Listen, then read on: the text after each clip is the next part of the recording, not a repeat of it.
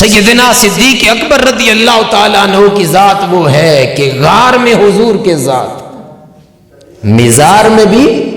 حضور کے ساتھ،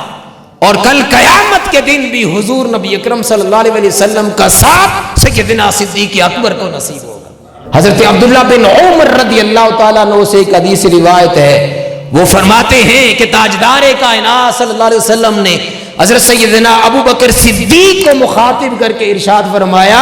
اے صدیق تو غار میں میرا ساتھی ہے، اور کل قیامت کے دن جب میں حوض کوثر پر ہوں گا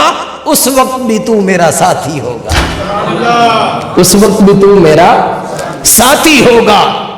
اور دنیا کے اندر حضور نبی اکرم صلی اللہ علیہ وسلم نے فرمایا، میں سب لوگوں کے احسانات کا بدلہ چکا چکا، جس نے بھی میرے ساتھ احسان کیا میں نے اس کے احسان کا بدلہ چکا دیا۔ ترمذی شریف کی حدیث ہے،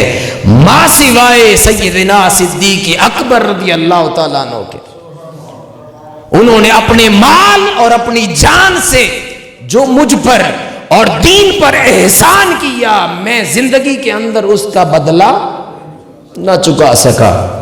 اور پھر انہوں نے اپنی بیٹی میرے عقد میں دی، ان کے کتنے احسانات ہیں مجھ پر، میں تمام لوگوں کے احسانات کا بدلہ چکا چکا، مگر